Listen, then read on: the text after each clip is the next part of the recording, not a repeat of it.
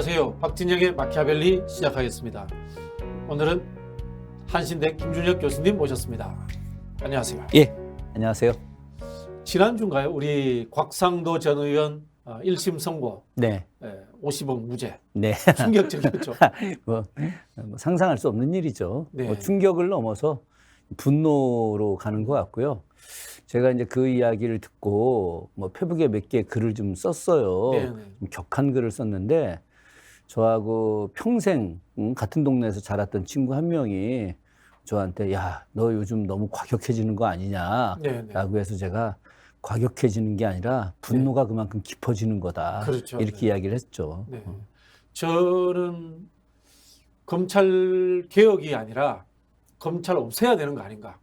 뭐 이 정도까지 생각할 정도로 저도 분노했습니다. 뭐 사실은 그 검찰의 지금 행태는 굉장히 좀 말도 안 되는 일이고요. 네. 예전에 이제 2019년 그 검찰 개혁 당시 네, 네. 논의할 때 제가 그때 제 기억에 한 200만 명쯤 되는 청중들 앞에서 제가 무대 위에 올라간 적이 있었습니다. 네, 네. 그때 한 10분 정도 발언을 했었는데 그때 했던 이야기는 현재 검찰 개혁을 하기 위해서는 지금처럼 임명식 검찰총장 제도가 아니라 각 그 지역마다 네, 네. 검사장들을 이제 지금 뭐 교육감 선거하듯이 도지사 네, 네. 선거하듯이 네, 네. 뭐 그 정도의 위상까지는 아니나 네. 그렇게 해서 어떤 국민들의 투표에 의해서 뽑아야만이 선출직으로 하자. 선출직으로 되어야만이 그 밑에 있는 검사들이 지금 같은 장난을 하지 못할 것이다. 네. 그런 이야기를 좀 했었고요. 저는 앞으로 향후 우리나라의 검찰개혁의 방향이 그렇게 가야 맞는 것인데 현재 어떤 제도로 보게 되면 그 검찰이 너무나 많은 권력을 갖고 있고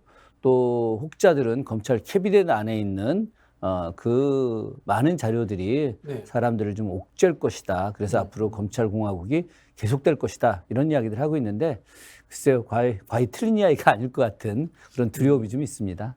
저는 그 교수님보다 더 나가서 검사라는 이름을 없애고 네. 형사소추인으로 바꿔야 된다.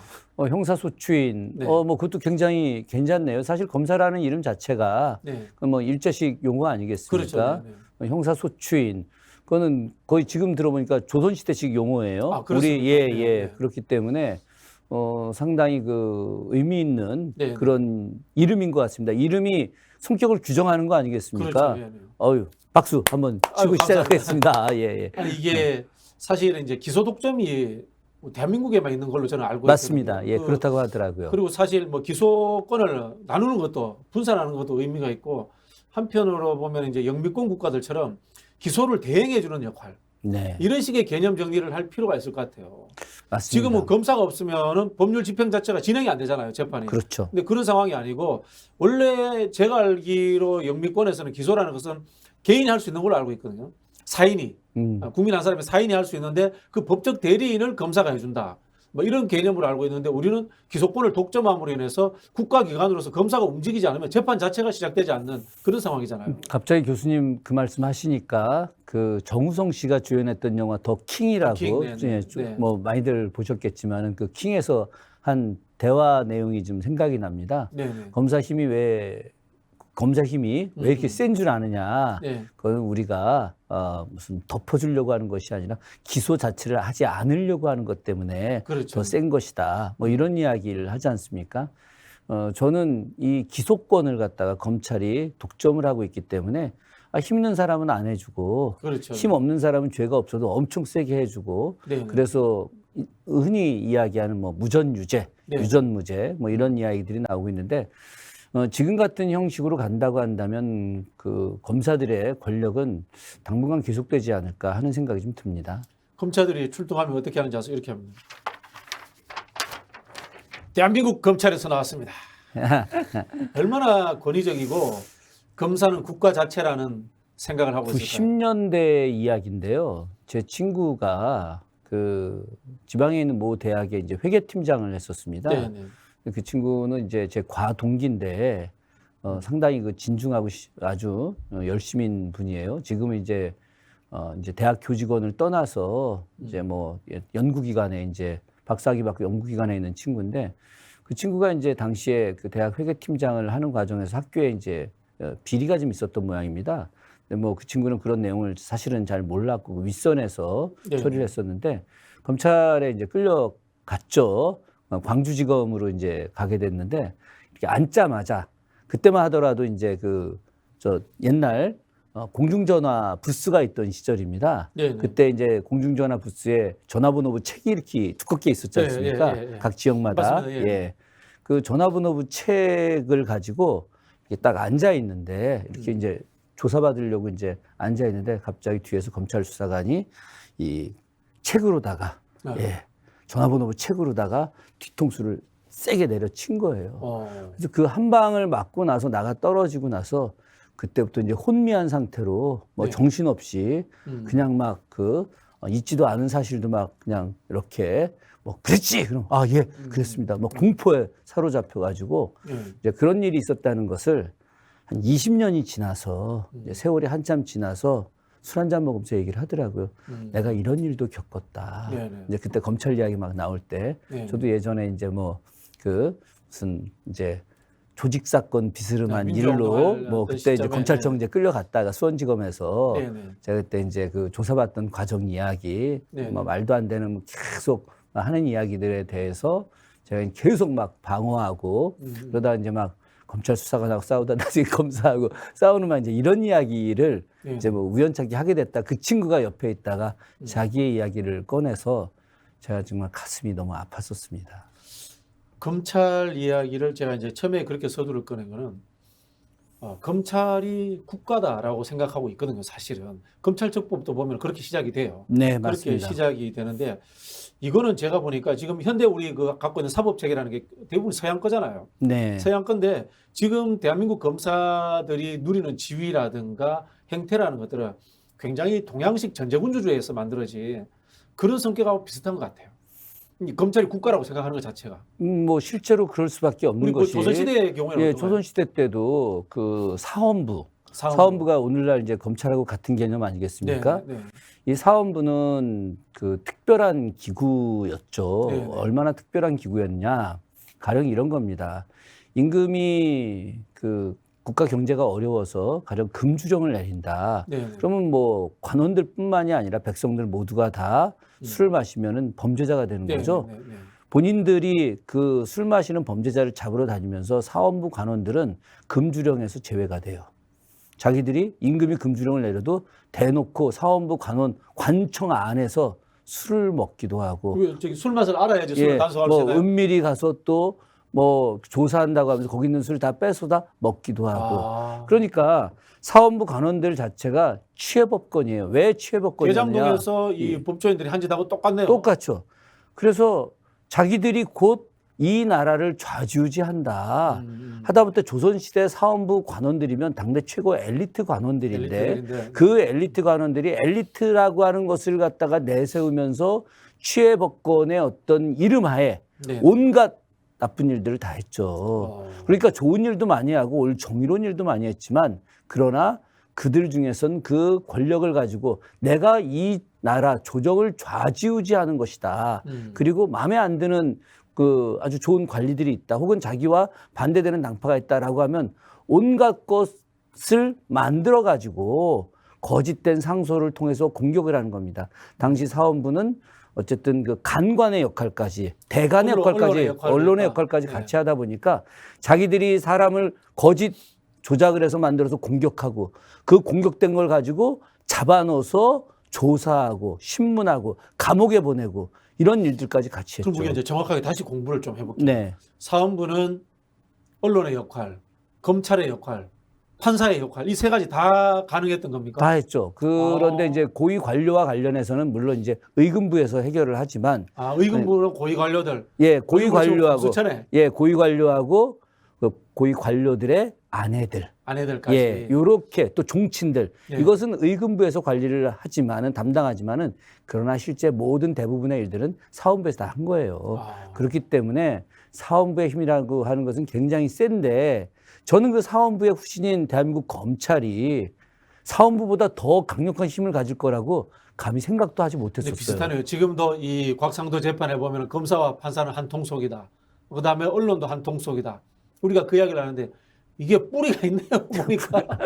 뿌리가 있죠. 뿌리가 있고 참 좋은 뿌리는 아닌데 참 네. 가슴 아픈 뿌리인데. 근데 처음에 이제 조선에서 사헌부를 만들 때 이런 뭐 이 세 가지 권한이 합쳐져서 이 비리를 저지르거나 특권이 되라고 만들지는 않았을 거 아니에요. 그렇죠. 만들지는 않았고요. 네. 당연히 이것은 이제 엄격한 그 통제하에 둘 거고. 네네. 그런데 이게 저는 일종의 사대부들의 오만이라고 좀 생각을 합니다. 사대부들의 오만이다. 예. 엘리트들의 오만이다. 그렇죠. 왜 그러냐면 철저하게 유교 이상주의적 관점에서 만들었거든요. 요즘 그 판검사들이 이야기하는 법치주의하고 똑같네요. 그렇죠. 그러니까 자기들은 그 이제 선비이고 네네. 또 이제 조정에 나가게 되면 이제 대부가 되는 사람들인데 네네.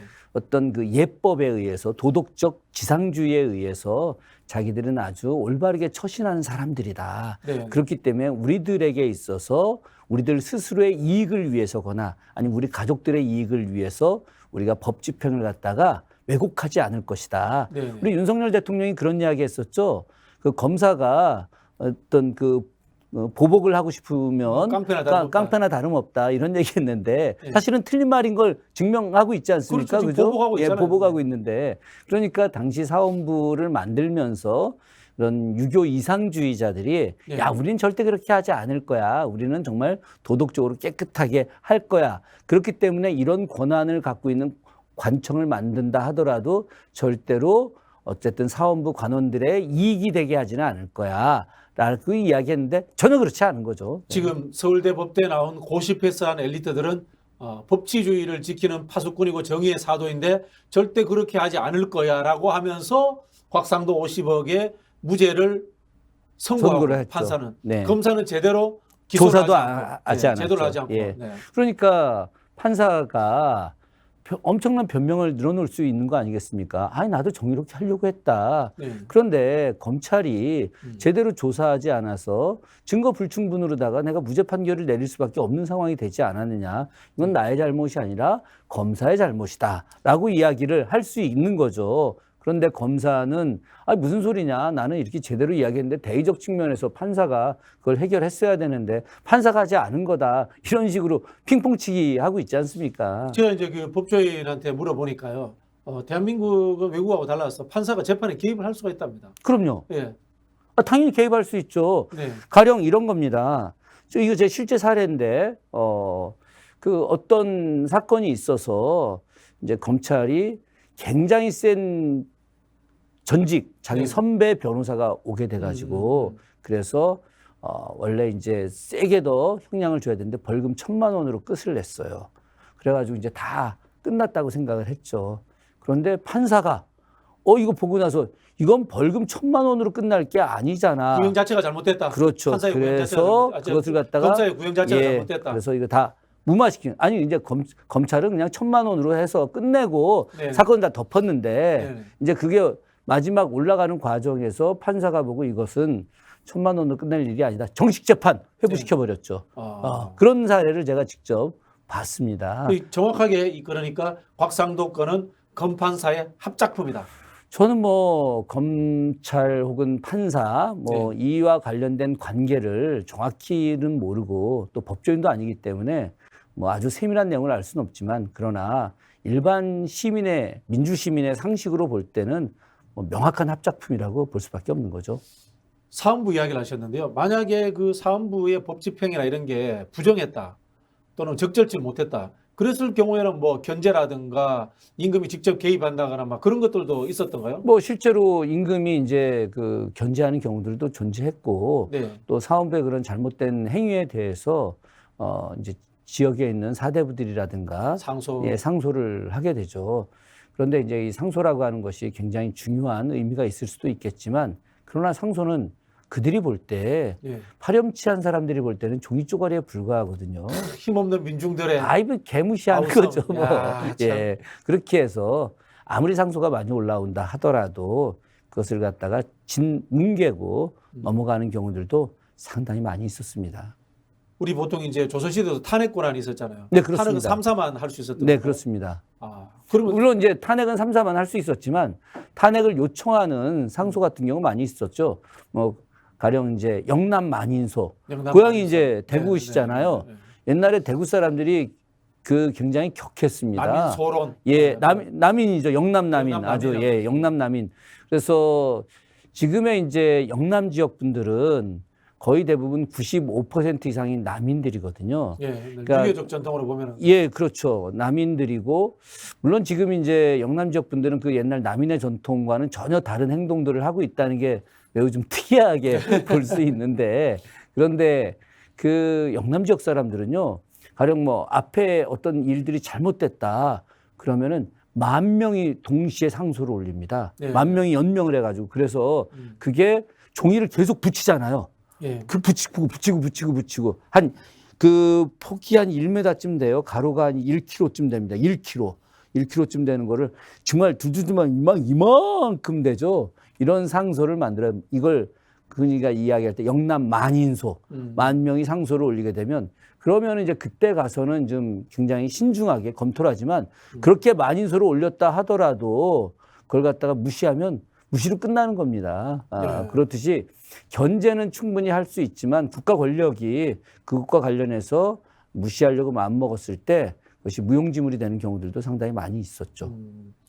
그럼에도 뭐 조선시대에 사헌부에 이 정의감이 있는 뭐 사헌부의 관료라든가 이런 좀 유명한 사람은 없습니까? 유명한 사람이 있죠. 뭐 지금도 우리가 이제 뭐 유명한 그 사람들이 있었지 않습니까? 물론 이제 다 거짓된 조작일 수 있겠지만 네. 그 홍준표 지금 이제 대구시장 과거에 뭐 이제 우리 모래시계 검사 예, 뭐 본인은 아니다라고 이야기했는데 예. 제가 뭐 아주 친한 검사님 계셔가지고 제가 물어봤어요. 진짜 어떻게 나가면 권총등 나가 탕탕 쏘고 네. 이러느냐 그랬더니 무슨 개뿔이나 그런 얘기가 어딨냐고. 나 한 번도 20년 넘게 검사 생활하는 동안에 한 번도 권총 들고 나간 적도 없다. 서류 보느냐고 정신없다. 홍준표 네. 이야기 다 뻥이다. 네. 뭐 그런 이야기를 했는데 어쨌든 뭐 유명한 검사들은 있을 수 있죠. 근데 조선시대 때 진짜 유명한 요즘 같은 검사 있었죠. 그 대표적인 인물이 이백록이라고 하는 분입니다. 이백록. 예, 뭐 세가는 잘 알려지지 않았는데 이순신 장군의 할아버지예요. 이순신 장군의 할아버지. 예, 이순신 장군 할아버지가 그 사헌부의 장령인데 사헌부 장령이라는 게 요즘으로 치면은 뭐 검사 판사인 셈인 거예요? 검사 정도로 검사 보시면 정도. 되죠. 네, 검사. 네, 네. 사헌부 장령이면 이제 정오품이거든요. 정오품, 네. 요즘으로 치면 한 4급 서기관 정도 네, 네. 직위에 해당되는 딱 건데. 검사네. 예. 네. 그런데 이분이 별명이 호랑이 장령이에요. 호랑이 장령. 예. 그래서 어떠한 권력에도 굴하지 않는 누가 막 뭐 좌의정, 영의정 이런 사람들이 네, 야, 네, 좀 대충 좀 해줘. 얄짤없습니다. 지금 뭐 제가 이 방송에서 뭐 얄짤없다 이런 표현 써서 죄송하긴 합니다만은 그런 게 있고 그래서 사실은 그 이백록이라고 하는 분이 당시에 이제 개혁파 그룹과 연대를 하게 되죠. 그 분이 바로 정암 조광조입니다. 그래서 정암 조광조의 중종 때, 네, 뭐 명종 때 이때군요. 그렇죠. 예. 그래서 아주 이제 정말 강직하고 네. 국가 개혁을 바라고 수구 세력들로 어쨌든 그 바로를 갖다 차단하기 위한 노력들을 했던 사람이었는데 이제 기묘 살인파의 이제 한 사람이 돼가지고 나중에 이제 그 조광조가 사약받고 돌아가신 이후에 네. 안타깝게도 네. 이백록 집안은 문과 시험을 볼 수 없는 집안으로 이제 그 조정에서 명령을 내려버리죠. 그래서 이순신 장군이 문과 시험 예, 그렇습니다. 그래서 이순신 장군이 참 문과 시험 준비를 열심히 하다가 나중에 자기 집안이 불행 중 다행이네. 문과 시험을 보지 못하게 한 집안인 거를 이제 알게 되죠. 네. 그래서 이제 그 어쩔 수 없이 문과 시험을 보러 갔다가 말 타다가 떨어져 갖고 다리가 부러지는 사례가 지금 첫 번째 그렇죠, 있었죠. 그렇죠. 그 이야기 있죠. 예, 그런 이백록이라고 하는 분도 계셨고 조선의 어떤 전설적인 또 인물이 한 명 있습니다. 장붕익이라는 인물이에요. 장붕익. 장분익. 예. 붕익. 예. 이건 어린이용 책에도 나오는 인물입니다. 그렇습니까? 아이고, 죄송합니다. 아니. 네. 이게 아니라 저희 같은 성인들은 잘 모르는 분들이고 이제 어린이용 책에 장붕익이라는 분 이야기가 나오는데 이 집안이 정말 대단히 뛰어난 이 무관 집안이에요. 그래서 그 뒤에 이제 장붕익의 손자가 장지향이라고 하는 아주 전설적인 나이가 80이 넘었는데도 불구하고 담장을 뛰어넘을 정도로 이 무공이 셌다라고 하는 분인데 제가 그 장지향 선생 내공이 한 2갑자 정도 되는 모양이네. 3갑자. 근데 그 장붕익 이분이 그 요즘으로 말하면 조폭들. 예, 당시에는 이제 조직폭력배가 검계, 살계, 살계. 사람을 죽인다고 해서 살계, 예. 그리고 또 악소배, 예, 악한 어린 놈들 해갖고 네. 악소배 네. 이런 집단들이 있었는데 이 집단들은 지금 조폭보다 더 무섭습니다. 옛날에 조폭이 더 많았다고 하더라고요. 조폭이 인구 비율로 보면은 그렇죠. 인구 비율로 네. 보면 훨씬 많았죠. 왜 그러냐면 뭐 인구가 1000만도 안 되던 시절에 그렇게 네. 악소배들이 많았으니까. 그리고 이 사람들은 뭐 인신매매 이런 건 뭐 그냥 아주 일상적이고 사람 잡아다가 땅에다가 묻어서 죽이는 일들도 굉장히 많았습니다. 그런 내용들은 이제 기록에도 많이 있는데 이런 악소배들이 또 정치권과 연결해 갖고 네네. 이제 상당히 요즘으로 말하면 그 조직폭력배들이 정치인들과 네트워크를 갖는 것과 비스름하게 옛날에 그 저기 서방파 용팔이 뭐 이런 사건들 뭐 생각나네요. 그렇죠. 그 예전에 그 유명한 이제 정치 깡패들, 정치 깡패들. 예, 그런, 이정재. 예, 그런 일들이 이제 네. 당시에도 있었는데 그러니까 뭐 장붕익한테 뇌물이라든가 혹은 뭐 압력, 우리가 니들 다 죽여버리겠다. 네. 뭐 이렇게 이야기함에도 불구하고 그런 것에 대해서 일체 굴하지 않고 과감하게 소탕했던 전설적인 인물들. 이렇게 당시 이제 그 사원부의 어떤 관원으로서 정말 그 정의롭게 행동했던 분들도 역시 존재를 합니다. 우리 역사 속에서는요. 네. 근데 그게 어쨌든 간에 그 개인의 특성의 영역으로 돼버린 측면이 있지 않습니까? 그렇죠. 이게 굉장히 지금 의미심장한 말씀이신 것 같은데요. 이것이 조선 500년 내내 혹은 이제 그 사원부라고 하는 것이 고려시대의 관청을 갖다 이은 것이죠. 네. 고려시대 때 거의 같은 기구가 존재를 했었기 때문에 그렇다고 치면은 고려 조선으로 1000년인데 네. 1000년 동안 그것이 어떤 시스템적으로다가 정의롭게 운영되어야 하는데 이렇게 뛰어난 사람들이 개별적인 일로 나타나게 된다라고 하는 것은 굉장히 슬픈 일인 것이고 어떤 잘못된 권력을 통해서 오히려 백성들이 고통에 빠지게 되는 그런 이제 안타까운 일들이 굉장히 많이 있었었죠. 이 삼사라는 것의 근본 취지는 왕권을 견제한다라는 뭐 그런 측면도 있었습니다만은 실제로는 왕권을 견제하면서 조선시대의 귀족이라고 하는 유교를 신봉하는 사대부들의 특공과 엘리트 집단으로서의 자기 복제 기능 이런 역할을 했다는 거 아닙니까? 그죠?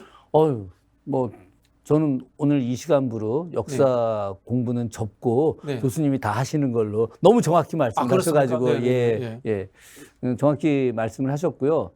당시 사원부 혹은 뭐 사원부 이렇게 이야기하는 홍문관까지 치면 이제 3사 우리가 이제 대간의 기능이라고 이야기하는데 이것이 어떤 국왕의 잘못된 언어, 행위, 또 정책 이거에 대해서 견제하는 것만이 아니라 소위 말해서 기득권층이라고 이야기하는 양반 사대부들에 대한 견제 기능도 같이 갖고 있는 것들이거든요. 네. 그런데 어느 순간인가 이들이 어쨌든 욕망에 의해서 그 욕망이라고 하는 것이 이제 권력, 예, 또 금력, 네. 또 뭐 그와 여러 가지로 연결되어 있었던 또 다른 욕구들, 네. 가령 뭐 여성이라든가 혹은 뭐 좀 더 많은 지배욕, 혹은 또 명예욕 이런 네. 것들이 결합되다 보니까 그것을 얻기 위해서 어떤 본래의 도, 네. 예, 그 도를 잃어버리는 것이죠. 본래의 도를 잃어버리게 되면 어떻게 되느냐? 사람들에 대해서 자신이 갖고 있는 얄팍한 권력을 가지고 더 핍박하고 그 핍박하는 과정에서 더 많은 것을 뜯어내려고 하고 있지 않습니까? 이런 부분들이 사실은 조선 내내 지속이 됐고요. 그러면서 그런 그 잘못된 행위들에 대해서 끊임없이 또 진보적 지식인들이 제하에서 그것을 갖다 막겠다라고 하는 움직임을 계속 가졌던 거고 그것이 우리가 흔히 잘 알고 있는 이제 실학 이렇게 네네. 또 이해될 수가 있는 거죠. 예. 어떻게 이제 서양 정치학 하는 사람 입장에서 보면은 동양 정치라는 것은 이 플라톤적이에요. 네. 인간이 철학적으로 깨우치고 도덕적으로 완성되어 간다.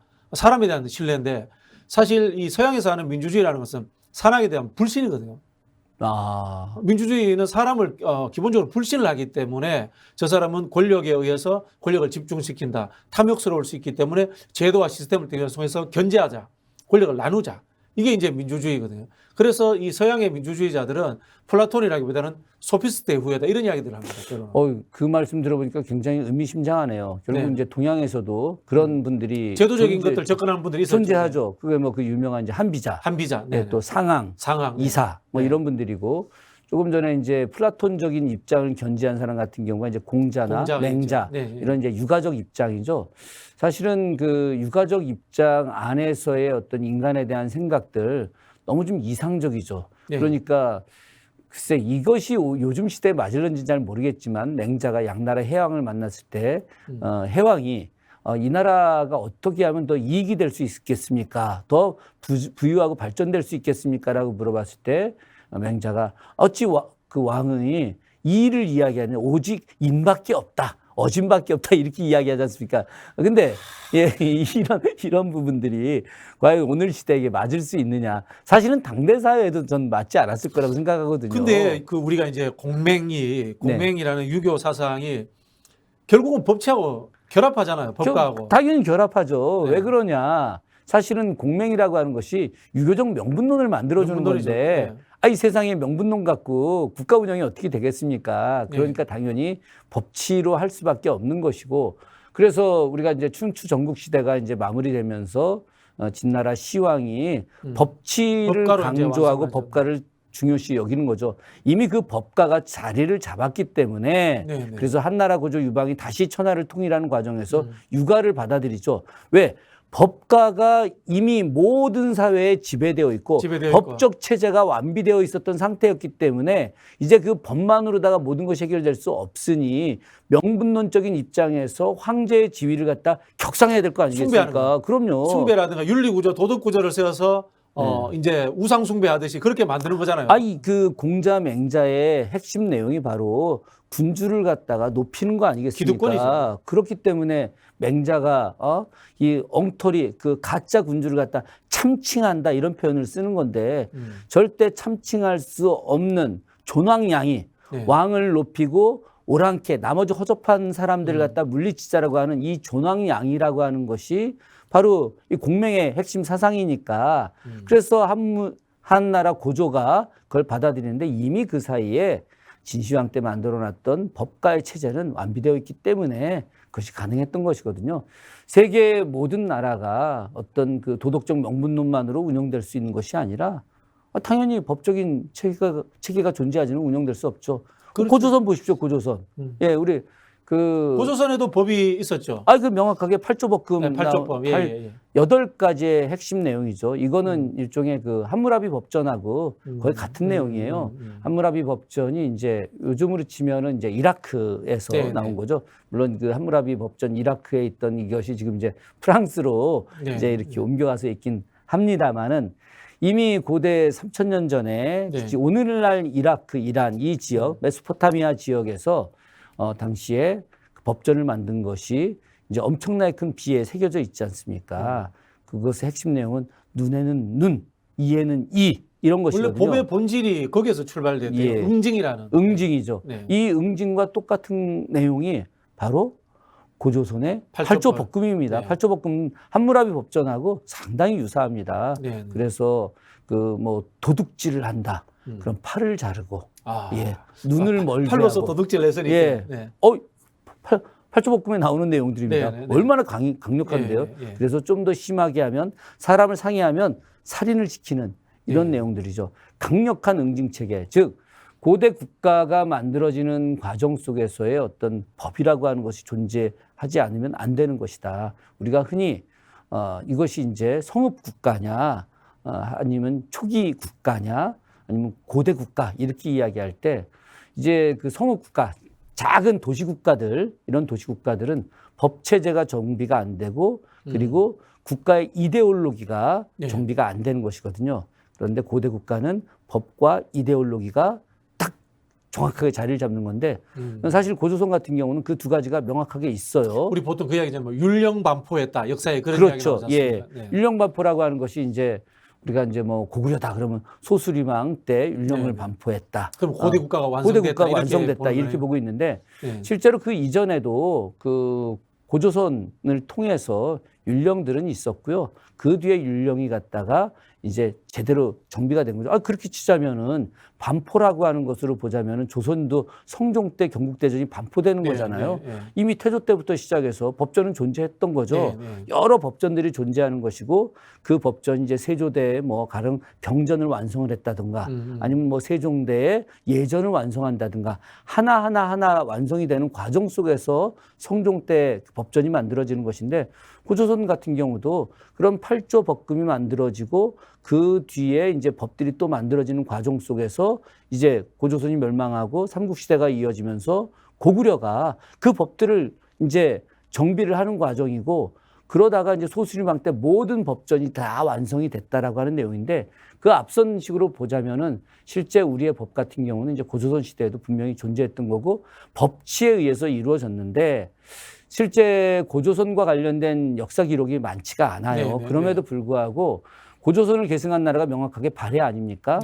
발해에 대한 역사는 이제 정조 때 유득공에 의해서 책이 만들어지죠. 발해고라고. 발해고 안에도 보게 되면 명확하게 법치와 관련된 내용이 아주 그냥 탁 있고 그 법치를 통해서 국가의 안정체계를 이루어내는 백성들의 삶을 갖다가 안정화시키는 내용들이 존재하는 거예요. 물론 이제 그 안에는 악인들의 이야기나 이런 부분들은 이제 존재하지 않기 때문에 구체적인 건 내용은 알 수 없습니다만은 그러나 우리 사회에서 법을 통해서 백성들의 안위를 갖다가 이렇게 좀 더 행복하게 만들려고 하는 노력들은 바로 단군 이래부터 시작해서 지속돼 왔다라고 하는 것이죠. 근데 그것이 지금 5천 년이 흐르는 과정 속에서 너무나 많이 왜곡되고 있다라고 하는 것이 오히려 심각한 문제라고 저는 생각을 합니다. 우리 이제 법이라는 것이 결국은 이제 기록 문화로서의 의미도 존재하는 거기 때문에 우리 한자 문화권에서는 중국의 영향을 많이 받았다고 인정을 해야 되겠네요. 그렇죠. 사실 조선이 건국되는 과정에서 그 경국대전이 완성되기 전에,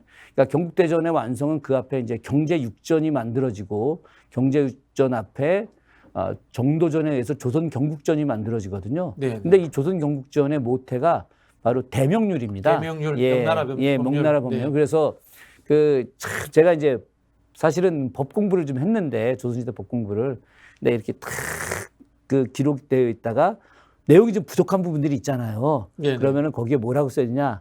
나머지 내용은 대명률의 근거에 의해서 이렇게 법 집행을 한다. 이렇게 돼 있어요. 그러니까 대명률은 이제 상당히 좀 상세하게 돼 있는데 대명률은 좀 굉장히 셉니다. 좀 무시무시합니다. 주원장이라는 명나라 그 태조가 원래 폭군이었잖아요. 수십만 명 죽였을걸요, 아마? 뭐 엄청나게 많이 죽였죠. 글쎄 이게 지금 내용이 맞는지 모르겠지만, 그 주원장의 초상화가 2개가 있어요. 하나가 이제 오리지널. 엄청 못생긴 거. 악인의 초상화가 있고, 또 순화된 초상화가 있지 않습니까? 주원장이 힘이 장사였다는 거죠. 장사여서 그 자기 옥좌 옆에 긴 창을 이제 두었다는 거죠. 그래서 마음에 안 들면 이렇게 불러내가지고 그 거리가 꽤 되는데 한 손으로 다 그 창을 들고 사람을 찔러서 죽이는. 이제 그거는 이제 그 명나라 역사에 나오는 이야기인데. 원래 장군 출신이니까. 그렇죠. 뭐 원래 마교 출신이니까요. 도적 출신. 그 동방불패 영화에 보면은 주원장이 나옵니다. 명교. 명교. 명교를 신봉하는 중간 보수급으로 주원장이 나와요. 원래 명교 출신입니다. 명교 출신이고 그것이 이제 명교가 다른 표현으로 하면 홍건적이죠. 홍건적. 홍건적이 머리에 붉은 두건을 쓰고 있다. 음양 오행설 이치에 의해서 이제 이 동쪽을 그러니까 붉은색은 이제 남쪽이죠. 남쪽 지향하는 거. 그 앞선 시대 이제 황건적 중앙 중심에 옛날에 이제 이 중국에서 밀란을 일으키는 사람들은 음양 오행의 법칙을 따라서 거기에 맞춰서 행동을 했거든요. 그렇구나. 그래서 이제 황건띠를 했다는 거죠. 붉은띠, 홍건적은 빨간띠. 그렇죠. 그래서 나중에 이제 우리 그 중국 마지막에 백년교도. 그래서 그거는 뭐 흰색 서쪽 지방을 이제 뜻하고 하는 거죠. 백년교. 다 그렇게 이제 이름이 되어 있는데. 그게 뭐 이제 명교라든가 마교라든가 다 이 사이비 종교와 관련이 있네요. 그죠? 원래 사이비 종교죠. 사이비 종교다. 사이비 종교가 이제 혹세무민하면서 이제 거기에 이제 군벌 세력들을 갖다가 하나하나 장악하면서 합쳐진 거죠. 어찌 보면 지금 정권하고 매우 유사하게 보여질 수 있죠. 사이비 집단이 검찰이라고 하는 군벌 집단과 결합을 하게 되는 거예요. 그래서 국가 권력을 장악을 하게 된 거죠. 저는 실제로 제가 이제 방송에서는 이야기하지 않았지만 우리나라에는 이런 이런 사례가 거의 존재하지 않는데 바로 주원장에 의한 명나라 창건이 지금 윤석열 정부의 그런 그 권력 획득과 상당히 유사하다. 갑자기 신천지 이야기 하시는 것 같은데 느낌이. 그 천공 있잖아요. 천공도 있고. 예, 예. 아, 예. 그렇네요, 진짜. 폭군이었고 주원장도. 그럼요. 네. 사람을 너무 많이 죽였어요. 네. 너무 많이 죽였고 그러다 보니까 그 집안 내에 이제 여러 분열들이 생기게 되는 거고 그러다가 이제 그 손자에 해당되는 영락제 이제 영락제 때 이제 제대로 정비가 좀 됩니다만은 그런데 그거는 그나마 제왕학 교육을 제대로 받았기 때문에 영락제라고 하는 이제 그 군주가 나올 수 있었던 것인데 지금 뭐 이 상태 이 정권 안에서 제왕학 교육을 받은 사람이 누가 있습니까? 저는 그 어제 이제 그 김남국 의원과 한동훈 법무부 장관의 어떤 국회 내에서의 어떤 그 서로 이 주고받는 대화 내용을 보면서 야, 참 한동훈 장관이 그 김남국 의원의 저 논리정연한 이야기에 대해서 그냥 말도 안 되는 엉터리 이야기를 속사포처럼 해대는데 아이고 저 사람이 서울법대에 나와서 일찍 소년등과 한 천재라는 사람인가. 그러니까 얼마나 급하면 말도 안 되는 이야기를 저렇게 막 쏴댈까 하는 생각이 들면서 한편으로는 연민의 정 같은 게 좀 느껴지는데 이 사람을 차기 대선 후보로 만들겠다라고 한다면 기절초풍할 노릇이죠. 왜? 네. 제왕학 교육이 안 돼 있으니까. 네. 네. 교수님 이야기 들으면요. 동양과 서양의 참 접근법이 참 다르다 이런 느낌을 좀 굉장히 많이 받아요. 예. 예를 들자면 이제 국가의 형성 과정의 문제인데 동양에는 윤리가 앞서잖아요. 네. 윤리가 앞선데 서양은 뭐가 앞서면 총칼이 앞서요. 일단 인정을 해요. 총칼이 앞섭니다. 총칼이 앞서고 두 번째 법과 시스템이 와요. 세 번째 뭐가 오냐면은 윤리적 숭배가 와요. 네. 대표적인 게 그냥 북한이에요. 북한 정권의 수립 과정을 보면은 우리 이제 화물열차 정권이라고 해서 소련의 그 귀의했던 물론 뭐 독립운동 했다는 것에 대해서 인정을 합니다만은 이 군벌이잖아요. 군벌이죠. 일개 네. 군벌이 총칼을 들고 옵니다. 네. 그 다음에 소련식 제도와 시스템을 만들어냅니다. 그 다음에 세 번째 주체 사상이라는 이데올로기 숭배 사상을 만듭니다. 그렇죠. 그렇게 해서 딱 완성하는데 첫 출발은 무조건 권력은 총구에서 나온다라는 현실주의적 접근. 이게 이제 서양은 핵심이거든요. 핵심인데 동양은 보면 좀 달라. 동양은 보면은 이념 체계를 먼저 만들어 놓고 거기에 사람을 선동해서 총칼이 들어오고 마지막에 시스템과 제도가 들어오는 것 같은 그런 느낌이 들어요. 명확한 분석이신 것 같습니다. 사실은 그 우리가 이제 너무 그런 거에 그 치중을 하다 보니까 네네. 어떤 명분이 서지 않으면 움직이지 않는다. 명분이 그렇죠. 명분론. 예. 네네. 그러니까 그 이제 우리가 서양은 실리가 없으면 예, 움직이지 않는다. 공자가 그렇게 이야기하지 않습니까? 정치는 명야라. 네. 그러니까 정명이라고 이야기하는데 그걸 이제 사람들이 잘못 해석해서 정치는 이름을 남기는 것이다라고 해석하는데 그것이 아니라 정치라고 하는 것은 명분이다라고 명분이다. 예, 네. 그래서 명분을 가장 중요하게 여기는데 실제로 그 명분 중요하죠. 그죠? 우리가 뭐 명분 없이 어떻게 움직이느냐. 그런데 이 명분보다 더 중요한 실리를 갖다가 또 챙기기 위해서 또 노력하는 것도 필요하기도 하죠. 근데 지금 이 윤석열 정부나 혹은 현재 검찰이나 사법부. 얘들도 명분을 내세우잖아요. 명분은 내세우지만 사실은 그 이익인데. 이익이죠. 네. 그러니까 실리를 명분을 통해서 포장하고 있죠. 네네네. 근데 그걸 우리 국민들이 다 알고 있다라고 하는 거를 이제 다 들통난 거죠. 예, 모르는 겁니다. 그러니까 글쎄요. 그 지금 국민의힘 내부에서 상당히 이 부분에 대해서 자기들도 스스로 이거는 말이 안 되는 거 아니냐. 네네. 심각하게 받아들이기도 하고 있고 그리고 아주 강력한 극우 유튜버들 가령 뭐 신혜식 뭐 네. 이런 사람들도 지금은 역으로 곽상도의 50억 재판 무죄에 대해서 이거는 아닌 거 아니냐. 네네. 이런 식의 이야기까지 나오고 있는 거예요. 이거는 그러면은 결국은 그들이 내세웠던 명분에도 부합하지 못했기 때문인가요? 아니면은 그들의 이익을 훼손해서 특정 그 보수 전체가 아닌 특정 검사라고 하는 판사라고 하는 특정 집단에게만 이익이 집중됐기 때문에 생기는 불만일까요? 저도 뭐 개인적으로 후자라고 생각합니다. 후자라고, 예, 네, 네. 왜 그러냐면은 지금 지금 이제 극우 세력들 내부에서 이탈되는 사람들이 더 힘센 검찰 권력에 의해서 팽당하는 사람들이잖아요. 팽당하고 있죠. 예. 지금 뭐 예를 들면 강신업도 팽당했고. 그럼요. 네. 그러니까 그런 팽당하는 사람들이기 때문에 자신들의 그 열받음 예. 이런 것들을 갖다가 거꾸로 명분이라고 하는 이름으로 포장해서 저들을 공격하는 거죠. 그런데 자기들에게 조금이라도 또 이익이 생긴다고 한다면 그 명분은 또 새로운 명분을 만들어서 저들을 옹호하는. 아, 이거 얼마나 웃깁니까? 그 얼마 전에 이건 약간 좀 다른 이야기이긴 합니다만 김기현과 나경원의 모습을 한번 보십시오. 아, 김기현이 나경원 죽이겠다고 하고 초선 의원들 50명이 연판장도 돌리고 했는데 자기네들이 조금 불리해지니까 또 그냥 찾아가서 같이 손들고 그 표정들이 얼마나 우스꽝스럽습니까? 그게 어떻게 정상적입니까?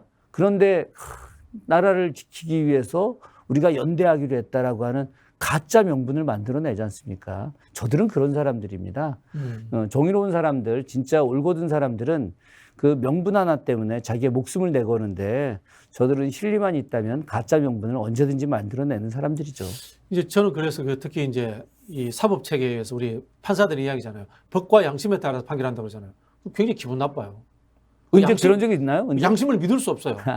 법에 의해서 근거한다는 건 모르겠는데 양심에 의해서 한다라는 것 자체가 스스로를 신성시하는 신성가족화 시키는 거라고 봐요. 사원부도 그런 측면이 있었던 거죠. 분명히. 그렇죠. 뭐 자기들이 절대 권력이라고 생각을 했던 것이고. 절대 선이고. 예, 지금도 역시 마찬가지로 사법부, 검찰 모두가 자기들이 곧 선이다 혹은 네. 자기들이 곧 정이다 이렇게 생각하는 거 아니겠습니까?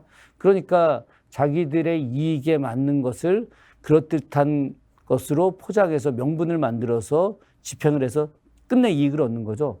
저는 요즘 그런 생각이 많이 듭니다. 김종인 전 국민의힘 비대위원장의 할아버지가 가인 김병로 선생 아니겠습니까? 우리가 가장 열렬히 그 숙모하는 어떤 그 재판관, 판관의 상징 같은 사람 아니겠습니까? 그런데 그 가인 김병로가 만약 살아서 이 나라의 대법원장이 된다, 혹은 그분이 이 나라의 검찰총장이 된다 하더라도 이 썩어 빠진 사법부와 검찰을 갖다가 개혁하는 것은 현실적으로 불가능할 것이다. 결국은 지금 현재 사람으로서 개혁은 뭐 불가능할 것 같고 어떤 그 법과 제도, 그들이 존중하는 법과 제도를 갖다가 만들어서 우리 그 교수님께서 좀 많이 알고 계시는 서양의 어떤 여러 가지 네. 좀 더 강력한 저들이 자신들의 권력을 바로할 수 없는 그런 시스템을 만들어서 그걸 법제화하는 방법, 이런 것들밖에는 없을 것 같다는 생각도 들기도 합니다. 네. 그래서 뭐 훌륭한 판사, 훌륭한 검사를 바라지 말고 권력을 해체하는 것이 첫 번째가 아닌가 이런 생각이 들고요. 이제 재밌는 게 우리 서양은 이제 보통 이제 그리스 로마로 시작하잖아요. 그리스 같은 경우 아테네에서는 어떻게 하냐면 판사가 없었어요. 그런가요? 판사가 없어요. 스스로가 변론하고 스스로가 소를 제기합니다. 그런 상황으로 합니다. 그렇게 하는데 판결은 누가 하냐면은 민회의 일부인 6천 명의 배심원들이 모였어요.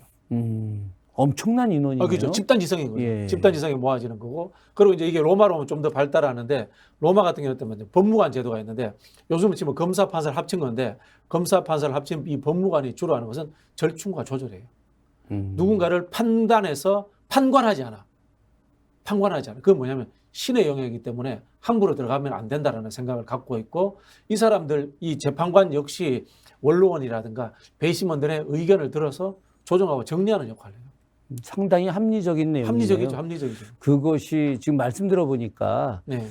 지금 현재 우리가 지금 뭐 굉장히 많이 시행하고 있지는 않지만 국민참여형 재판, 배심원제라는 이 내용이 상당히 그 결합되는 그렇죠. 그런 이게 내용이라고 보여지네요. 영미법 전통이 있는 국가에서는 그런 부분들이 남아있는데 이제 우리 이제 독일계 대륙법인데 그게 일본을 통해서 넘어오고 우리 한국이 갖고 있는 이제 동양식 전제군주제의 전통 이런 것들 유교적 신성삼 이런 것들까지 포함되면서 이 사법부가 이 검찰이 신성가족이 된 거죠. 그 다산 정약용 선생의 글에 보면 그런 내용이 나옵니다. 옛날 그 아이들이 호랑이가 온다. 네네. 그러면 이제 굉장히 무서워했다는 거죠. 네네. 그런데 그 조선후기 백성들이 호랑이가 오는 것 무서워하지 않는다. 바로 그 사원부 장령들. 그러니까 이섭애들이 무섭기도 하지만은 그런데 사원부 장령들이 오는 것을 들으면은 그 순간부터 공포에 떤다 이런 내용들이 있거든요. 그러니까 이 사법부가 갖고 있는 힘들, 검찰이 갖고 있는 힘들이 그 당시에도 굉장히 셌던 것인데 그 조선 초기에 아까도 잠깐 말씀드렸지만 유교적 명분에 의해서 만들어진 것들인데 그것이 운영되는 과정에서 이들이 개인들이 그런 명분론적으로 잘 정착된 시스템을 붕괴시키고 그 시스템의 허점을 이용해서 자기들의 온갖 권력을 누린 거 아니겠습니까? 그러다 보니까 백성들이 호랑이보다 더 무서워하고 호랑이는 사람이 막을 수 있지만 그러나 이 사원부 장령 같은 이 사람들은 절대 막을 수도 없는 거라고 생각을 했던 법비라고 거죠. 하죠, 법비. 법비죠. 법비. 그런 측면에서 이것은 뭐 거의 어떤 혁명적 수단에 의해서 개혁이 될 수밖에 없는 것들이라고 판단을 한 겁니다. 중요한 거는 지금 그 다산이 그렇게 생각했던 것보다 250년이 지났는데 250년이 지난 이 시기에도 아직도 그 시대와 똑같은 법비들에 의해서 국민들이 공포로 여기고 있다라고 하는 것이 문제인 거고요. 이것은 이번에 어쨌든 혁명적 그 방식에 의해서 과감하게 개혁하지 않으면은 저는 대한민국의 미래는 없다고 생각을 합니다. 알겠습니다. 이번에 근데 곽상도 재판이 그런 계기를 만들어 준 것 같아요. 맞습니다. 오히려 뭐 그 옛날 불교에서는 그런 말 있죠. 역보살이라고. 역보살. 악행보살. 예, 그 악행보살을 통해 가지고 새롭게 바꿀 수 있는 이제 기반을 마련하는 건데 저는 이번 곽상도 의원의 아들 곽병채 50억 이 관련된 내용이 저는 국민들에게 엄청난 공분을 사서 검찰 개혁에 대한 확고한 명분을 주었다고 생각을 합니다. 네. 법비는 법을 가지고 장난치는 비적이란 뜻이죠, 그죠? 도적이죠, 도적. 도적이란 예, 뜻이죠. 도적이죠. 법비. 비는 도적. 도적이란 뜻이죠. 예, 그렇습니다. 알겠습니다. 우리가 지금도 법비들의 나라에 살고 있는지 되질문을 해보면서 마치도록 하겠습니다. 도적은 잡아야죠. 맞습니다. 감사합니다. 네, 고맙습니다. 감사합니다.